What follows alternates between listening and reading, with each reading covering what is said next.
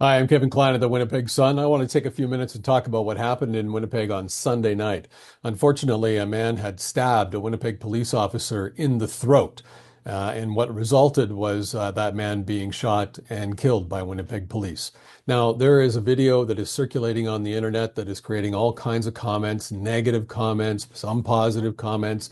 Everyone's making a very quick judgment. Please don't.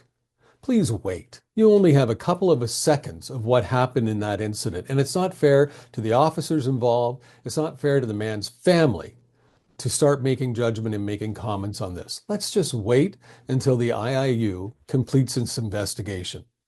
What it's also done has sparked conversations about body cams. Now, we know the RCMP all across Canada are getting body cams. We know several other police services, Calgary, Edmonton, Toronto, all have body cams. This is not a new thing. When I was the police board chair, I wanted to have body cams. In fact, when I was on council, I moved a motion to have $2 million set aside to the police budget so that they could buy body cams. I didn't do this, pick the number out of the air. I did research. It's about $2 million. At that point, I didn't do all the deep dive research, but I did research. And I had to do it at my community committee because I wasn't on the EPC. I wasn't a chosen one. So my community committee members, the now mayor, Scott Gillingham, and deputy mayor, Janice voted no.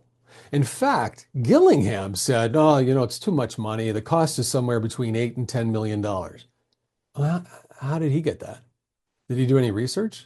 But here's his clip. My final comments is the last number we had when I was chairing the police board, I believe, was between $8 to $10 million in cost. If that cost has changed, A, and B, if body-worn cameras is a priority for the Winnipeg Police Service and the Winnipeg Police Board, they're the ones really determine how the budget is allocated to ensure public safety and to ensure that policing services are delivered in a manner, right, that meet the needs, values, and expectations of the community, as the legislation says. So really, I believe this is a matter that should go to the police board. I would encourage Councillor Klein to work with Councillor Chambers as the current chair of the board on this matter. So I won't be supporting the motion either for that reason. So all those in favor? Aye. Okay. Opposed? Myself and Councillor Lukes. So it died. Nobody wanted to hear from me anymore, so I had to let it go because that was my only chance to bring something forward. And then all of a sudden, a few months later, Marcus Chambers, who is the chair of the Winnipeg Police Board, brought forward a motion to council to have $36 million to purchase body cams for the Winnipeg Police Service. Well, the reality is that Toronto, who has 6,000 police officers, paid $10 million for every officer to get a body cam. So I went to work and I called the company that supplies the body cams, and they supplied the quote to the Winnipeg Police. And I provided that evidence that it would be less than $2 million to have our frontline officers equipped with body cams. I had information packages. I had everything ready at council, and I made it available to the mayor and to every council member. And do you know how many asked? None. Here's what I said at council. I offered each and every member of this council the proof in the pricing. The proof.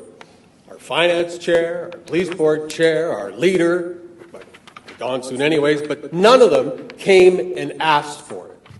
Yet they can sit here and cast judgment that they know. Well, if they knew, Madam Speaker, if they knew, why did this come forward?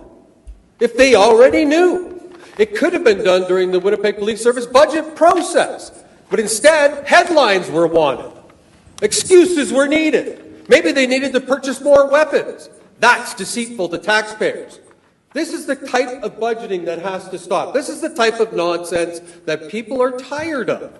We just recently had 4 murders in 5 days. We had 11 murders in 8 weeks. But we need to take time. Assaults with a weapon are up 25%. Councillor Chambers, Madam Chair, said that, oh, you got to pay for storage, you got to pay for all that. If he had taken 2 minutes to walk over and ask for the pricing, it is clearly outlined on the paper from Axel, who is a world-recognized leader in its field for providing law enforcement with technology They even have a body cam for dogs. They also supply tasers and other weapons. Maybe that's what was being asked for in the report, but I don't remember reading that. Where were the members of council on the police board or on EPC? I watched it. Why weren't they asking about the price? Why did they just accept it? I said, I'm just trying to say, let's move forward. $500,000, we're trying to make it sound like we need the $6 million, we need this, we need that. Isn't it our job to question that stuff? Because we're all referring to a report that is flawed, that is not forthcoming with all the details that maybe, if you had known, if I said to you, Madam Speaker, that we had to pay for this out of our own pocket, I bet you we'd start asking more questions. I bet someone would have come and asked for the evidence, but they didn't today, and that's unfortunate. Now, remember, that was 4 years ago, maybe about 4 years ago. And here's the funny thing. Councillor Chambers moved against his own motion.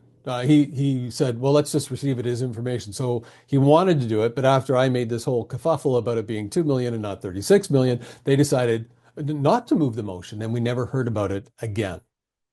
And here we are. We have Councillor Chambers once again, and Mayor Gillingham once again. Well, violent crime is bad. We don't have the money though.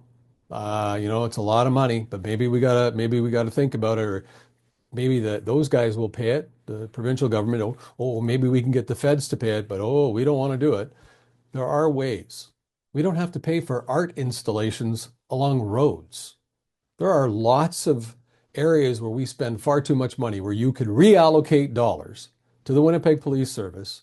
The 2 million, it's probably more now because that was 4 years ago. So let's say 4 million. Let's say it's doubled, 4 million, but you could move money around pretty quickly from non-essential spending. I guarantee you. So why not do that? Why not protect our officers more? And why not protect citizens more? Is it not important to our elected officials?